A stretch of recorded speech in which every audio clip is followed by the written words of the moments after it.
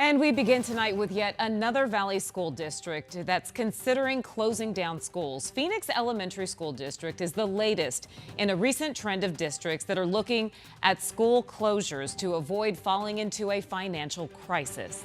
Good evening and thanks so much for joining us. For 12 News at 10, I'm Kariba Devine. I'm Mark Curtis. The superintendent's proposal calls for the closure of 2 of the district's 14 schools.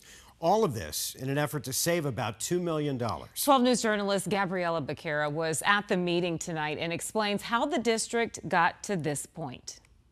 The Phoenix Elementary School District Superintendent says they're not in debt yet, but like other school districts, they're looking ahead at budget restraints that will stretch resources thin if they don't make cuts and consolidations now. With a declining enrollment and high staffing levels and competitive salary increases, our budget no longer can sustain that level of funding for student programming. Phoenix Elementary School Superintendent Deborah Gonzalez says the district is facing a difficult choice. Closing 2 schools or cutting back on all student programming. She says closing Paul Lawrence Dunbar Institute and Hurd Elementary School will save the district about $2 million and move about 500 students to different campuses. One of the schools has a walking school less than 500 yards from it, the other school less than a mile. The proposal is prompted by declining student enrollment, which is projected to fall by about 14% in the next 8 years. There aren't people having babies in downtown Phoenix, and it's expensive to live here. Parents and teachers have mixed feelings about this proposal. Some agree it's the best option to avoid a financial crisis. I believe this means we can focus our resources more effectively to make sure that all the children are receiving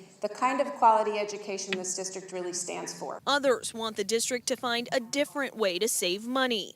I am very angry at this decision you have brought to us. This is not okay.